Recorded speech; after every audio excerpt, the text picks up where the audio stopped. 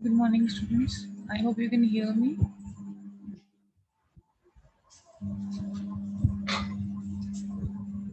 कैसे हैं आप सभी?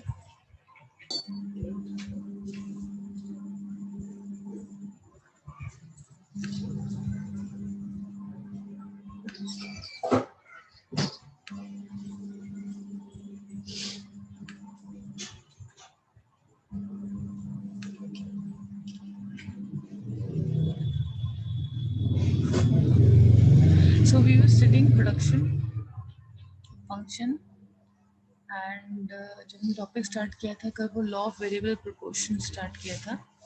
लॉ ऑफ वेरिएबल प्रोपोर्शन की अब हमको स्टेजेस आज कवर करना था. ये टेबल मैं आपको एक्सप्लेन करना स्टार्ट कर चुकी थी बट ये कंप्लीट नहीं हुआ था. तो मैं आपको ये ध्यान से सुनिएगा आप, so that we can understand कि 3 stages of law of production क्या हैं in case of law of variable proportion. तो अगर हम law of variable proportion पढ़ रहे हैं तो उसमें stages हैं production की. प्रोडक्शन तीनों चीज़ें जो टोटल प्रोडक्ट है, मार्जिनल प्रोडक्ट है, एवरेज प्रोडक्ट है, ये तीनों चीज़ें टीपी, एमपी और एपी, ये तीनों प्रोडक्ट्स प्रोडक्शन से ही रिलेटेड हैं. तो अब हमें इनकी स्टेजेस जो हैं वो बेसिकली 3 स्टेज होते हैं जो लास्ट कॉलम में आप देख रहे हैं, इंक्रीजिंग रिटर्न्स, डिक्रीजिंग रिटर्न्स और negative returns. So we as the expert should know that where and at what returns factor or stage we should be stopping and not investing the further variable inputs. जब हम production करते हैं तो production करने के लिए law of variable proportion ये कहता है, क्योंकि वो शॉर्ट रन की बात हम कर रहे हैं लॉ ऑफ वेरिएबल प्रोपोर्शन में, तो लैंड या कैपिटल कोई भी हमारा फिक्स का फैक्टर जितने भी लगे हुए हैं वो सारे फैक्टर्स की कॉस्ट सेम रहेगी, विच इज़ फर्स्ट कॉलम. आप देखिए इस टेबल में फर्स्ट कॉलम में लैंड, कैपिटल या हमारा फिक्स्ड फैक्टर्स आप ले सकते हैं, इसका नेम.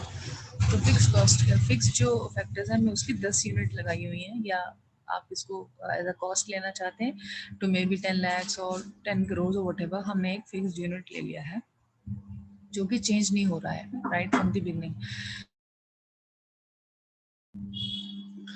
पहले फर्स्ट ही टाइम से वो 10 है, इवन जब प्रोडक्शन जीरो हो रहा तब भी, और एंड तक वो फिक्स्ड ही रहेगा, क्योंकि फिक्स्ड कॉस्ट हम शॉर्ट रन में चेंज नहीं कर पाते हैं। लॉ ऑफ वेरिएबल प्रोपोर्शन का मतलब है हम शॉर्ट रन में ही पढ़ रहे हैं, शॉर्ट रन में कंसिडर कर रहे हैं कुछ भी, तो that is what law of variable proportion या law of diminishing returns is.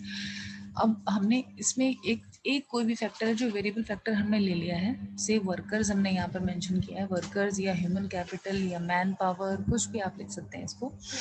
और हम इसमें ये भी शो करते हैं कि हम कोई भी एक ही वेरिएबल फैक्टर ले रहे हैं जिसको हम वेरी कर रहे हैं, वेरी मतलब चेंज कर रहे हैं, बढ़ा रहे हैं। आप देखिए जीरो है पहले, और नेक्स्ट कॉलम में हमने लिया टोटल प्रोडक्ट। टोटल प्रोडक्ट क्या था, हम ये कल पढ़ चुके हैं already. Total product I mean पहले लास्ट क्लास में हम पढ़ चुके हैं।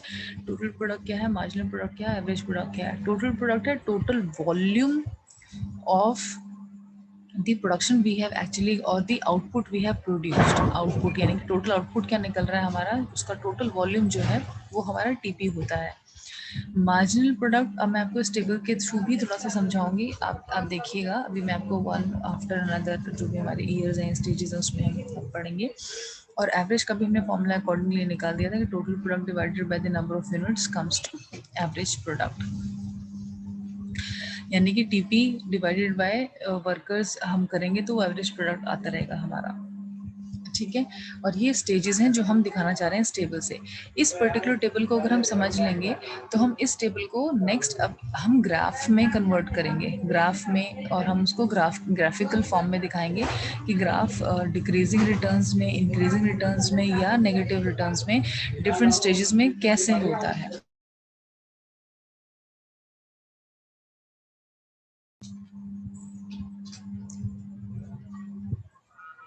ओके, सो अब हम पहला देखेंगे लैंड एंड कैपिटल। हमने 10 अगर हमने लिया है जो फिक्स्ड है, और वर्कर्स हमने अभी कुछ डिप्लॉय नहीं करा, यानी कि ह्यूमन कैपिटल या वेरिएबल फैक्टर हमने कुछ भी नहीं रखा है, वो जीरो है।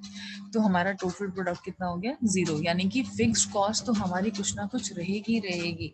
जो हमने एक सपोज लैंड बिल्डिंग में या मशीनरीज में जो पैसा लगा दिया ऑलरेडी, वो पैसा प्रोपोर्शनेटली हमारे पास उतना फिक्स्ड कॉस्ट तो लगेगा ही, चाहे हमारा कोई प्रोडक्शन ना हो, जीरो प्रोडक्शन है तो भी अब वो कर्जा हमारा होना स्टार्ट हो गया। सो इट्स बेटर कि अगर हमने फिक्स कॉस्ट में अपना पैसा लगा दिया है तो we should start our production as soon as possible. Otherwise ये फिक्स कॉस्ट का पैसा हमको अपना अपनी पॉकेट से पे करना पड़ता है। सो फिक्स कॉस्ट हमने सेम रखा। वर्कर्स अगर हमारे वेरिएबल इनपुट जो था वो जीरो रहेगा, या हम इसको कुछ और भी ले सकते हैं। वर्कर्स की जगह सपोज रॉ मटेरियल ले लिया हमने, रॉ मटेरियल का एक यूनिट ने हमको अगर जीरो था तो जीरो ही आउटपुट रहा। जब हमने उसको वन कर दिया वर्कर्स हमने, या हमने रॉ मटेरियल या कोई भी एक ऐसा वेरिएबल फैक्टर जो हमने इंक्रीज किया बाय वन, यानी कि by deploying one human capital या एक मैन पावर या एक फार्मर, अगर हम समझ लेते हैं कि हम इस केस को स्टडी कर रहे हैं एज दी फार्मिंग के फार्मर्स हैं जो काम कर रहे हैं। लैंड हमारे पास फिक्स्ड एरिया है, कुछ एकर्स ऑफ लैंड का हमने ऑलरेडी कॉस्ट बेयर कर लिया है और उस पर हम फार्मिंग कर रहे हैं। अब जब तक फार्मर नहीं आया था, यानी कि वर्कर हो जो था, ह्यूमन कैपिटल जीरो था, तो कुछ प्रोडक्शन नहीं हुआ।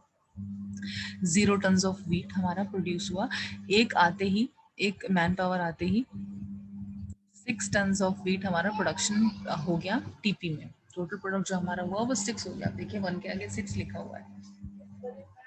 मार्जिनल प्रोडक्ट में भी हम एज इट इज 6 लिख देंगे, क्योंकि 6 माइनस 0 इज इक्वल टू 6। जो टोटल प्रोडक्ट है ना, टोटल प्रोडक्ट जो हमारा 6 है या जिसके भी सामने हम लिख रहे हैं, तो उसके ऊपर वाली यूनिट को लेस करके हम मार्जिनल प्रोडक्ट में लिख रहे हैं। तो जो हमने मार्जिनल प्रोडक्ट में 6 लिखा है वो आया है 6 माइनस 0।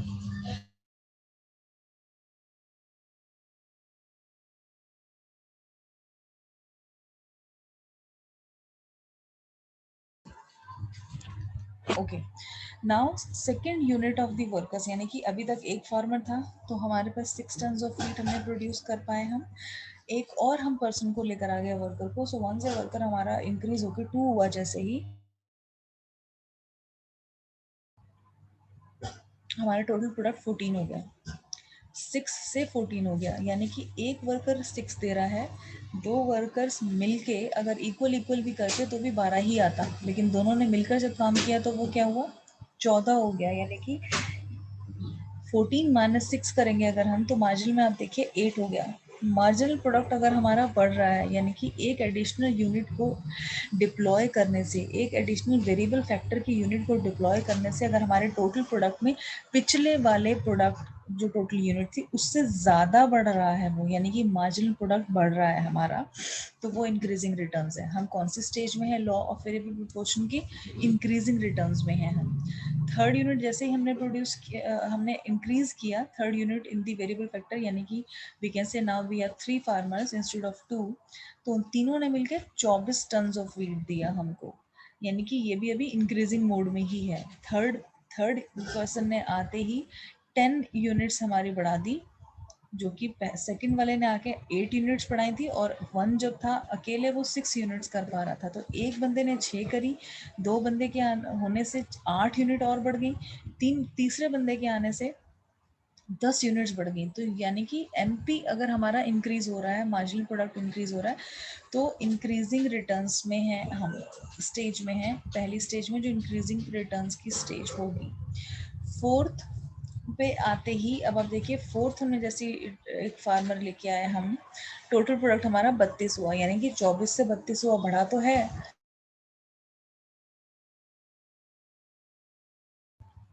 32 हुआ है 24 से, लेकिन कितने यूनिट्स बढ़ा? 8 यूनिट्स बढ़ा। अब 10 नहीं बढ़ा, थर्ड यूनिट से, थर्ड यूनिट जो थर्ड नंबर ऑफ फार्मर्स हमारा आया था उसने हमारे 10 यूनिट बढ़ाए थे, लेकिन इसने हमारे फोर्थ में आके 8 यूनिट ही ऑफ वीट जो था, 8 टन ऑफ वीट और वट एवर यूनिट्स इसने हमारे बढ़ाए, यानी कि मार्जिनल प्रोडक्ट जो अभी तक इंक्रीजिंग रिटर्न में था 6, 8 और 10, अब वो 8 नीचे आ गया, वो थोड़ा एक तरीके से कम हो गया marginal product. Now fifth unit पे 38 हो गया, मार्जिनल प्रोडक्ट और गिर गया, 6 यूनिट्स बढ़ी, 7, फिर उसके बाद 4, 2, यानी कि अब हम जितना भी एक वर्कर एडिशनल वेरिएबल इनपुट हम इंक्रीज कर रहे हैं, हमारा प्रोडक्ट जो है टोटल प्रोडक्ट बढ़ रहा है। देखिए 6, 14, 24, 32, 38, 42, 44 तक ये इंक्रीज हो रहा है, टोटल प्रोडक्ट हमारा इज इंक्रीजिंग, बट जिस पेस से इंक्रीज हो रहा है वो मार्जिनल प्रोडक्ट हमको बताता है। तो मार्जिनल प्रोडक्ट ये कह रहा है कि शुरू के फर्स्ट में तो जीरो ही था, सेकंड, थर्ड और फोर्थ में हमारा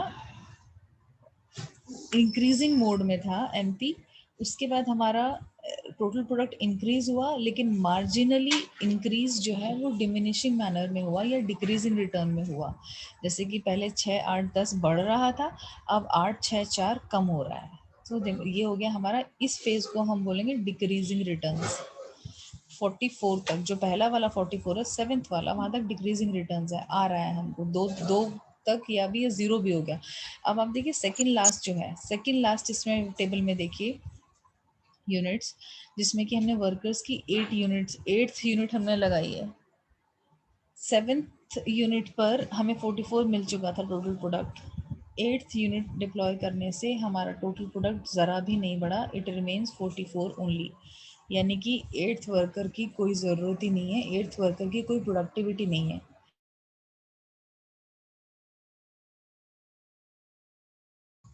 क्यों? क्योंकि ऐसा हो सकता है कि जो हमारा फिक्स्ड कॉस्ट, फिक्स फैक्टर है, जो लैंड हमने दिया है जिस पर हम कल्टीवेशन कर रहे हैं, प्रोडक्शन कर रहे हैं, फार्मिंग कर रहे हैं, वो मे बी हमने कम्प्लीटली एक्सप्लॉइट कर लिया या यूटिलाइज कर लिया है, और हम अपना मैक्सिमम जो हमारा आउटपुट हो सकता था 44, उस पर हम रीच कर गए थे 7th यूनिट ऑफ वर्कर पे, यानी कि 7 वर्कर्स ने हमको 44 यूनिट दिया और 8th वर्कर ने हमको कुछ भी नहीं करके दिया, 44 ही था। क्यों? क्योंकि हमने कम्प्लीटली लैंड को यूज़ कर लिया, अब जगह ही नहीं बचती कि हम एक्स्ट्रा पर्सन को कहीं पर भी डिप्लॉय कर पाए।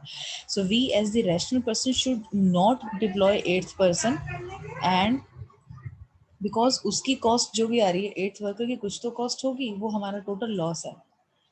ऑल्दो हमारा टोटल प्रोडक्ट मैक्सिमम ही है अभी भी, लेकिन 8th पर्सन को डिप्लॉय करने से कोई फ़ायदा नहीं हुआ, क्योंकि 7 भी हमको वही आउटपुट दे रहा है और 8 यूनिट्स भी हमको वही आउटपुट दे रही हैं, तो हम 8th यूनिट को नहीं रखेंगे, बिकॉज कुछ ना कुछ कॉस्ट उसकी भी है जो हमें लॉस होगा अगर हम उसको रखते हैं, और प्रोडक्शन में हमें कोई फ़ायदा नहीं हो रहा। 44 रिमेन्स 44, ठीक है, जब 44 रिमेन्स 44, तो मार्जिनल प्रोडक्ट तो कुछ नहीं बढ़ा ना, 44 माइनस 44 करेंगे, इट कम्स टू 0। तो मार्जिनल प्रोडक्ट हमको समझ आ रहा है कैसे कर रहे हैं हम? जिसके भी सामने आप मार्जिनल प्रोडक्ट लिख रहे हैं, उसके ऊपर वाला टोटल प्रोडक्ट से लेस करके हम लिख देंगे 44 माइनस 44 इज इक्वल टू 0। उससे ऊपर वाला 2 कैसे आया, 44 माइनस 42 करके 2 आया, 42 माइनस 38 करके 4 आया। इस तरह से मार्जिनल प्रोडक्ट हम कैलकुलेट कर रहे हैं।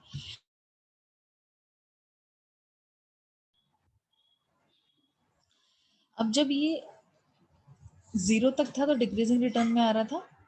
जैसे हमने 9th यूनिट एक बार और अगर प्रोड्यूस करने की कोशिश की तो हमारा मार्जिनल प्रोडक्ट जो है वो 42 हो गया, -2 हो गया है, क्योंकि हमारा प्रोडक्शन कम हो गया, हमारा प्रोडक्शन कम हो गया। We understand that there is a situation, we will reach to certain situation जहाँ पे कि हम किसी भी चीज़ का, किसी भी जो भी हमारे इनपुट्स हैं उनका फुलर यूटिलाइजेशन कर लेते हैं। फुलर मतलब कम्प्लीटली हमने उसका यूटिलाइजेशन कर लिया, चाहे वो ह्यूमन कैपिटल हो, चाहे वो फिक्स्ड कॉस्ट हो। अब इसके बाद इस particular given factors of input से हम अपनी प्रोडक्शन को इंक्रीज नहीं कर सकते, यानी कि हमने मैक्सिमम कर लिया। वी हैव टू आइडेंटिफाई वो कौन सी सिचुएशन है जहाँ पर हमने मैक्सिमम अचीव कर लिया, और अब हम आगे कोई और यूनिट वेरिएबल की लगा भी रहे हैं तो वेरिएबल यूनिट को लगाने से, इंक्रीज करने से हमारी प्रोडक्शन नहीं बढ़ने वाली है। अब हमको फिक्स्ड कॉस्ट पे काम, फिक्स फैक्टर पे काम करना पड़ेगा। फिक्स फैक्टर यानी कि या तो हमको लैंड बढ़ानी पड़ेगी प्रोडक्शन के लिए, वेरिएबल फैक्टर से तो कुछ नहीं होगा, फिक्स्ड हमें फैक्टर को देखना पड़ेगा। तो वो हम इसमें नहीं पढ़ेंगे, वो हम रिटर्न्स टू स्केल में पढ़ेंगे, क्योंकि वो लॉन्ग रन है। शॉर्ट रन में वी आर एज्यूमिंग कि हम फिक्स्ड अपनी कॉस्ट को, फिक्स फैक्टर्स को ना तो बिजनेस में ला पाएंगे ना कुछ और कर पाएंगे, ठीक है, इन आर इकोनॉमी ऑल्सो। तो अब ये तीनों चीज़ें हमको समझ आ गई, increasing return, decreasing return and negative returns. इसको, इसी पर्टिकुलर टेबल को अब हम ग्राफ में अगर शो करेंगे so it will look like this. Product ले लिया हमने, वाई एक्सिस पे ले लिया प्रोडक्ट जो हम दिखा रहे हैं, जिनका कंपैरिजन, और वर्कर जो है वेरिएबल इनपुट जो हमारा है वर्कर, एक तरफ हमने उसको ले लिया है, और 1 2 3 4 5 6 9 तक जैसे हमारी यूनिट्स थी वर्कर्स की जो हम इंक्रीज कर रहे थे, और प्रोडक्ट हमने ले लिया है एक्स एक्सिस पे 10 20 30 40, ठीक है। टोटल जो ग्राफ हमारा ब्लू वाला है वो टोटल प्रोडक्ट है। टोटल प्रोडक्ट का ग्राफ जो ऊपर जा रहा है हमारा, ये इंक्रीजिंग रिटर्न हुआ, फिर आकर एक बार बिल्कुल ऑलमोस्ट फ्लैट हो गया है, 44 सेम है, जहाँ पे उसका 2 पॉइंट्स, थर्ड लास्ट पॉइंट और सेकंड लास्ट पॉइंट 44 पे आ रहे हैं, और उसके बाद वो नीचे गिरने लगा। टोटल प्रोडक्ट जो है वो नीचे गिरने लगा, टीपी का ग्राफ हमारा ब्लू वाला। तो टीपी जो है हमारा वो ये है, थर्ड वाला पॉइंट पीपी 0 6 14 24 44 से हो और 42 पर आकर नीचे गिरने लगा। तो 42 तक हमने दिखाया है ग्राफ में कि वो नीचे आके गिरने लगा। एमपी जो है वो पहले तो 0 था, स्टार्ट 0 से हो रहा है, और उसके बाद एक पॉइंट पर इंक्रीज होता है, थर्ड पे वो मैक्सिमम था, थर्ड यूनिट पे मैक्सिमम था हमारा मार्जिनल प्रोडक्ट 10 था, थर्ड यूनिट पे मैक्सिमम, उसके बाद फिर वो कम होता गया, और एक 44 पर आके वो 0 हो गया था, 44 एंड 44 पे आके वो 0 हो गया था, 0। और यहाँ पे आके मार्जिनल प्रोडक्ट लास्ट में आप देखेंगे -2 था। तो ग्राफ भी हमें वही शो कर रहा है, ये जो रेड वाला ग्राफ है, मरून वाला,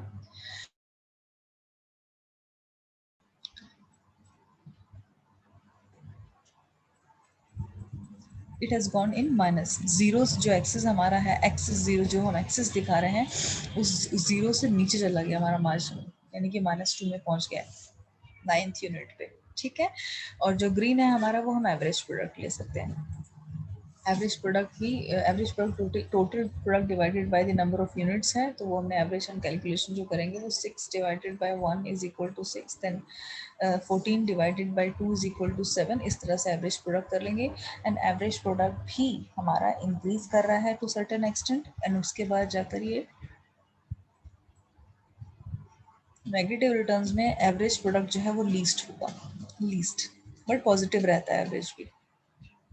सिर्फ मार्जिनल प्रोडक्ट है जो नेगेटिव रहेगा, टोटल प्रोडक्ट तो हमें माइनस में लेकर जाना ही नहीं चाहिए, उसे स्टेज पर नहीं जाना चाहिए। मार्जिनल प्रोडक्ट ही जहाँ पर 0 हो जाए, हमको वहीं प्रोडक्शन को प्रोडक्शन उसी लेवल तक करनी चाहिए, और एडिशनल वेरिएबल फैक्टर को इंक्रीज नहीं करना चाहिए। लॉ ऑफ वेरिएबल प्रोपोर्शन हमें यही कहता है कि मार्जिनल प्रोडक्ट जब 0 हो जाएगा तो that is the situation where we are utilizing our both the resources in the full manner or in the maximum or the optimum manner without any wastage, and that is the ideal situation where we should be continuing the production. और अगर अब हमें production बढ़ाना है तो हम सिर्फ इस चीज़ से प्रोडक्शन नहीं बढ़ा सकते कि वेरिएबल इनपुट जितना है या फिक्स इनपुट जितना है उससे नहीं बढ़ा सकेंगे। अब हमको फिक्स्ड इनपुट पे काम करना होगा और फिक्स्ड इनपुट हमको इंक्रीज करना होगा, जो कि हमारा फिक्स्ड है, कम नहीं हो रहा, बढ़ नहीं रहा है, और वो शॉर्ट रन में हो भी नहीं सकता। फिर हमको कुछ प्लान करना पड़ेगा इन दी लॉन्ग रन, और हम maybe we can plan to buy more, bring into the business और bring into the economy more of the fixed factors and then increase the production.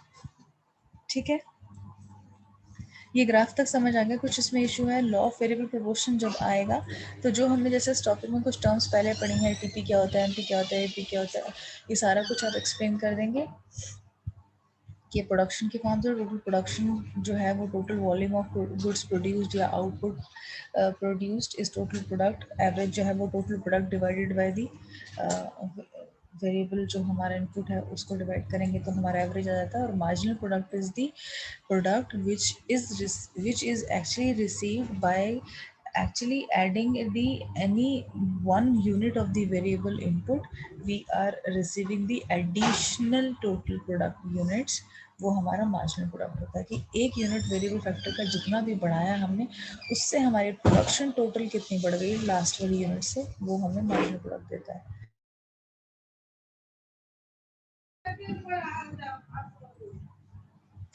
अब हम stages को एक तरीके से, जब हमने ये ग्राफ में समझा दिया और हमने स्टेजेस को टेबल में भी डिफाइन कर दिया था कि इंक्रीजिंग रिटर्न, डिक्रीजिंग या डिमिनिशिंग रिटर्न और नेगेटिव रिटर्न्स हैं, ये 3 स्टेजेस हैं लॉ ऑफ वेरिएबल प्रोपोर्शन की। इनको हमें एक्सप्लेन भी करना होगा वन आफ्टर अनदर कि इंक्रीजिंग रिटर्न क्या है, मार्जिनल प्रोडक्ट डिक्रीजेस इन दी increasing returns through out. Marginal product जो है वो इंक्रीज हो रहा था इंक्रीजिंग रिटर्न में, अगर आप टेबल में देखें तो पहले 6 था, फिर 8 हुआ, फिर 10 हुआ, इस तरह से वो बढ़ रहा था।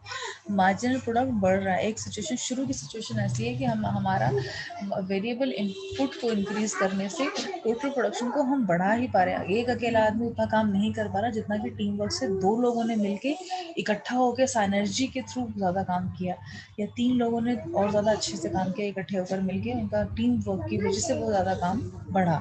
तो इंक्रीज हो रहा है मार्जिनल प्रोडक्ट। इंक्रीजिंग रिटर्न्स में एमपी हमारा बढ़े जा रहा है। This means that every additional unit increases the productivity as well as the total output. कि जो भी हम एडिशनल इनपुट कर रहे हैं वेरिएबल में, प्लीज़ ध्यान रखिए जब हम लॉ ऑफ वेरिएबल प्रोपोर्शन पढ़ रहे हैं तो उसमें सिर्फ और सिर्फ वेरिएबल इनपुट ही इंक्रीज कर पा रहे हैं।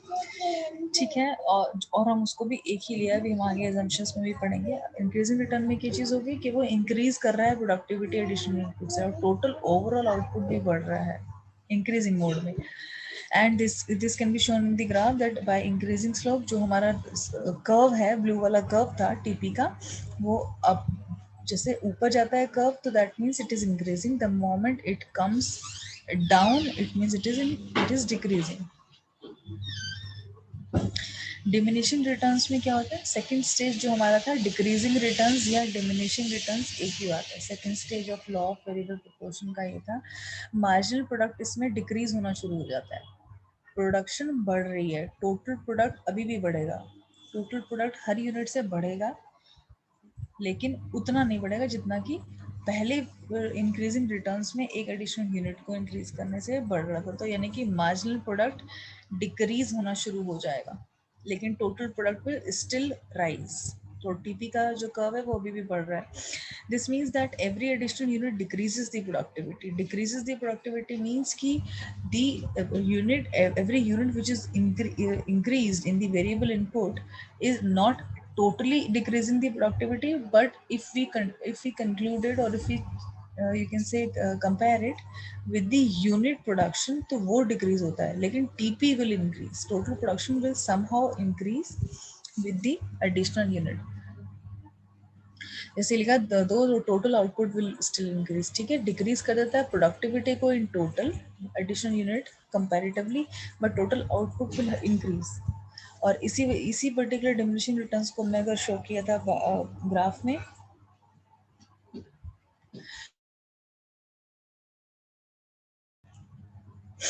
तो डिक्रीजिंग में हम इस तरह से दिखाएंगे कि पॉजिटिव स्लोप, यानी कि अब तो जा रहा था बट उतना मतलब एक तरीके से parallel to x axis up नहीं हुआ graph, but it is still increasing mode, in increasing mode.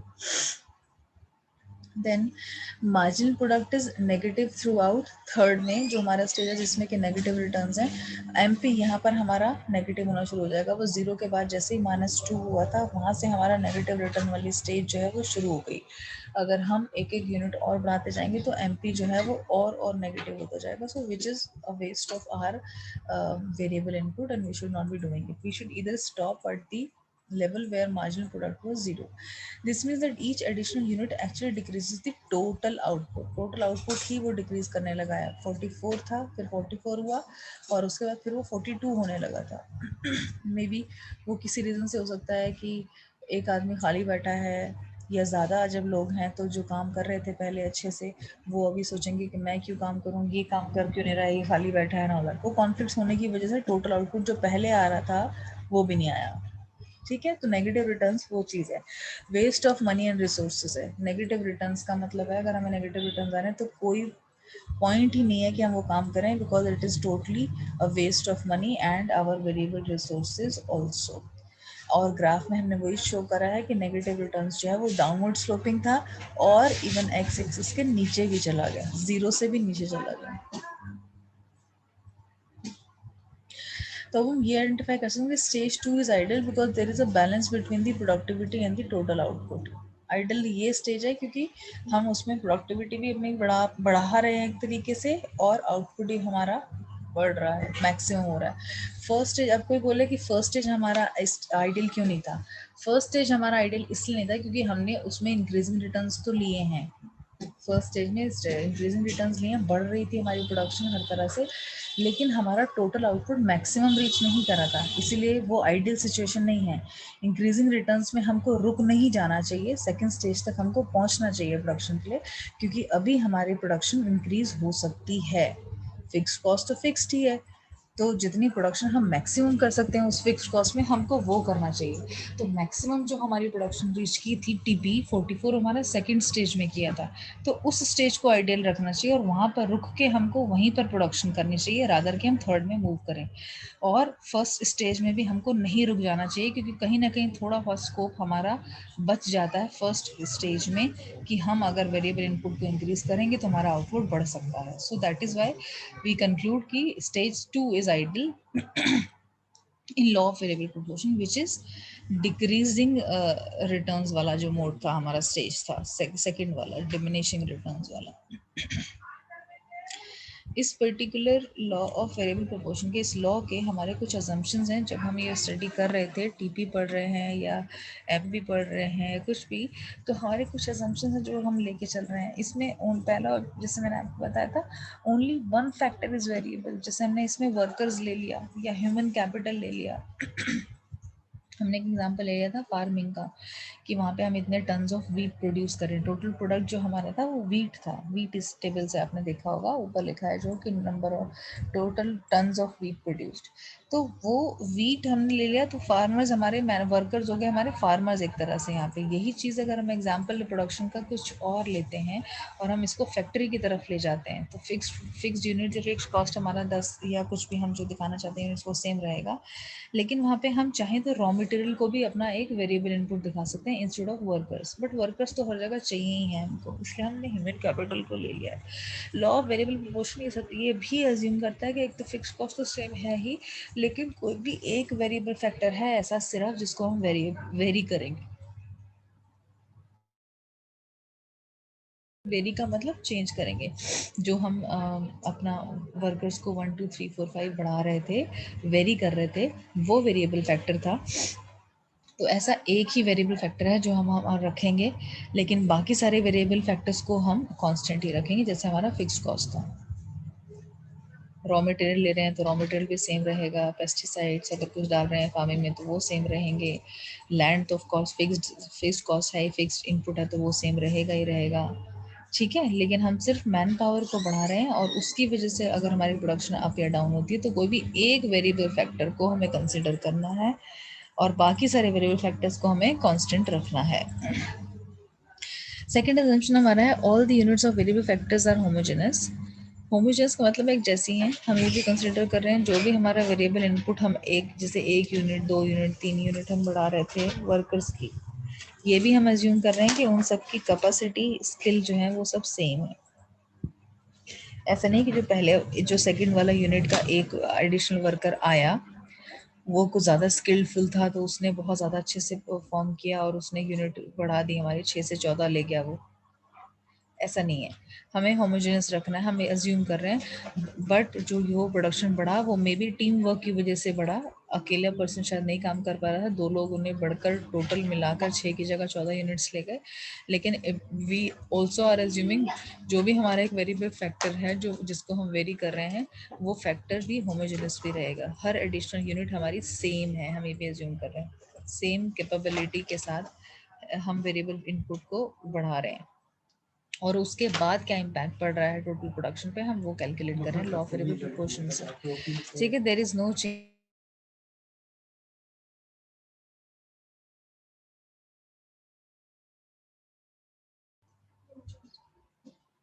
There is no change in technology, technology में कोई चेंज नहीं आ रहा। इसके अलावा भी यानी कि कोई भी पर्सन हम टेक्निकल लाकर नहीं बिठा दे रहे हैं जो अपना दिमाग ज़्यादा लगाकर फार्मिंग को उसने इंक्रीज़ कर दिया है कुछ भी, से कोई अदर टेक्नोलॉजी नहीं चेंज कर रहे हैं। जैसा फार्मिंग पहला वाला बंदा कर रहा था, अगर वो मैनुअल कर रहा था तो मैनुअल ही करेंगे आगे वाले भी, अगर वो कुछ अपनी टेक्नोलॉजी यूज़ कर रहा था मे बी ट्रैक्टर्स या समथिंग लाइक दैट, तो अभी भी वही सेम यूज़ होगा। टेक्नोलॉजी में कोई चेंज नहीं हो रहा, मैनुअल था तो मैनुअल रहेगा, कोई अच्छी टेक्नोलॉजी यूज़ कर रहे थे तो शुरू से ही वो हो रही है सेम चीज़। आगे आने वाली यूनिट्स में कोई टेक्नोलॉजी चेंज करके हम प्रोडक्शन को इंक्रीज़ नहीं कर रहे, हम सिर्फ और सिर्फ unit of the variable proportion को इंक्रीज़ करके प्रोडक्शन चेंज करने की कोशिश कर रहे हैं। तो टेक्नोलॉजी में कोई चेंज हमारा नहीं हो रहा, ये भी वेरिएबल प्रोपोर्शन के अजम्पशंस हैं, एज्यूम हम करके तब हम अप्लाई कर रहे हैं law of variable proportion. It is possible to vary proportions in which different inputs are combined, vary proportions. देखो हम जितना भी जो भी हमने ऊपर पढ़े हैं अभी कि टीपी हमारा इतना आया, फिक्स कॉस्ट हमारी 10 थी, वेरिएबल कॉस्ट 1 हुआ 2 हुआ 3 हुआ, ये सारे कॉम्बिनेशन हैं। 10+1 का कॉम्बिनेशन हमको टीपी दे रहा है इज इक्वल टू दिस, 10+2 का कॉम्बिनेशन हमको दे रहा है TP is equal to this, whatever, so those are all combinations. तो ये जो है it is possible to vary proportions in which different inputs are combined. वो किस प्रोपोर्शन में हम जो जो कंबाइन कर रहे हैं अपने इनपुट्स को, इनपुट्स यानी कि फिक्स था और वेरिएबल था, 10+1 2 3 4 5 वाले थे, उनको हम किस तरह से कंबाइन कर रहे हैं वो हमारे लिए पॉसिबल है कि हम उसको चेंज कर सक रहे हैं। ऑब्वियसली चेंज हम कर ही रहे हैं क्योंकि हमने वेरिएबल इनपुट को तो बढ़ा ही रहे हैं हम, तो हर बार हमारा इनपुट्स का कॉम्बिनेशन जो है वो चेंज हो रहा है, 10+0 10+1 10+2 10+3 10+4 इस तरह से हो रहा था। Now the products are measured in physical units, जो भी हमारा टीपी है ना, जैसे हमने टीपी लिया था यहाँ पे, मैं फिर से एक टेबल पे ले जाती हूँ आपको लास्ट पॉइंट समझाने के लिए। टीपी जो है वो हमने यहाँ पर एक मेजरमेंट के लिए एक यूनिट रख दिया, टन्स ऑफ व्हीट, टन्स, एक क्वांटिटी हम मेजर कर रहे हैं, 2 4 5 6 10, क्या ये 10 किलो है, 10 टन है कि 10,000 किलो है, क्या है ये, तो एक हमने मेजर करने के लिए कोई एक क्वांटिटी मेजर करने के लिए हम एक यूनिट रखेंगे, तो वो यूनिट जो है हमारा टोटल प्रोडक्ट को कैलकुलेट करने के लिए, products are measured in the physical units, जैसे क्विंटल हो गया 1 क्विंटल, या 1 टन हो गया, या 1 किलो हो गया, या अगर हमारा प्रोडक्ट लिक्विड फॉर्म में है तो उसको हमें भी लीटर्स में मिलीलीटर्स में कुछ ऐसा हम में कैलकुलेट कर सकते हैं। तो प्रोडक्ट्स जो भी हमारे हैं, टीपी प्रोडक्ट्स का मतलब टीपी, एमपी और एपी, ये तीनों हम किसी भी फिजिकल यूनिट में काउंट करते हैं या मेजर करते हैं। मैं आपको 1 मिनट दीजिए मुझे, मैं आपकी अटेंडेंस क्लिक कर लूँ फिर हम लोग कंटिन्यू करते हैं।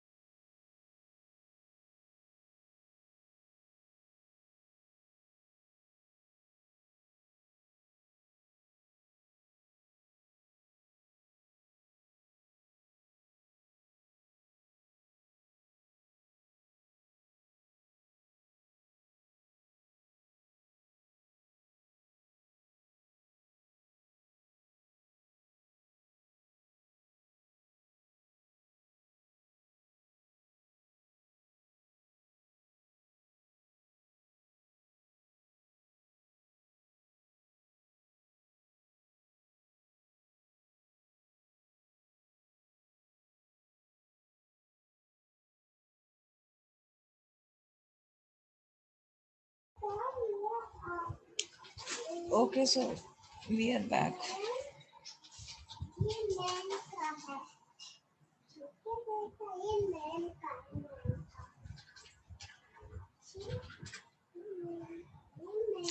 So law of variable proportion basically क्या हुआ, in a given state of technology and keeping other productive factors constant, यानी कि हमने सारी assumptions पढ़ने के बाद हमने क्या समझा कि लॉ ऑफ वेरिएबल प्रोपोर्शन क्या है, किसी भी एक गिवन स्टेट में या किसी भी एक गिवन सिचुएशन में जिसमें कि हमारी technology will remain same, other productive factors will remain same, additional unit of a particular variable input, जो एक वेरिएबल इनपुट हमने एज्यूम किया है कि हम वेरी कर सकते हैं, उसकी एक एडिशनल यूनिट को बढ़ाने से it is going to increase our returns on the variable factor. Returns का मतलब हमारा प्रोडक्शन जो है वो इंक्रीज होगा, लेकिन it will be increase up to a point only, एक पॉइंट तक इंक्रीज होगा। ऐसा नहीं है कि आज हमने एक यूनिट वेरिएबल इनपुट का डाला और हमको टोटल प्रोडक्ट मिलता गया तो हम अनलिमिटेड टाइम तक वेरिएबल इनपुट को बढ़ाते जा सकते हैं और हमारा इंक्रीज इन रिटर्न हमें मिलता रहेगा। ऐसा नहीं है, it will increase, but it will increase to a certain point only, and we should understand that what that point is. Eventually a point will be reached beyond which further additions of variable factor, इसको दोबारा पढ़ के देखिए, जो हमने पढ़ा है भी exactly वही लिख रहा है। Eventually a point is reached, एक पॉइंट ऐसा आएगा विच बियॉन्ड विच, जिसके बाहर जाके हम आगे जाके वी फर्दर कोई भी एडिशनल वेरिएबल इनपुट अगर हम लगा रहे हैं, यील्ड कर रहे हैं, तो वो हमें diminishing marginal returns per unit of the input, per unit of the variable input देने लग जाएगा। This is what the law of variable proportion is. So in any given situation of technology and keeping all the other factors of production constant, additional unit of the variable factor, one variable factor, it will give us the increase in the productivity to a certain extent only, or to a certain point, and after that certain point or beyond that certain point, the production can be cannot be increased, you can say, or can be increased, will be, and it will give us the diminishing input returns per unit increase in the variable input of ours. This is what law of variable proportion says. तो ये हमारा अभी law of variable proportion complete हो गया है, ये हम लोग कल करते हैं। We have got 2 minutes left. कुछ डिस्कशंस करनी है तो मुझे बताइए, किसी को कुछ बात करनी है किसी भी चीज़ से related, about your studies, about this subject, about other subject, कुछ भी अगर आपको बात करना है तो मुझे बताइए। MCQ का आपको ऑलरेडी टेक्स्ट मिल चुका होगा मेरा, आज आप लोगों का MCQ भी है 5:30 पे, सबको पता चल गया है वो? किसी को कुछ अभी तक इसमें कुछ क्वेश्चन है, सिलेबस में से रिलेटेड कुछ क्वेश्चन है कि MCQ में क्या सिलेबस आ रहा है, सबको सब कुछ पता है? इंटरेक्ट किया करिए आप लोग, पार्टिसिपेट करिए। I am asking you guys, I am speaking with you people.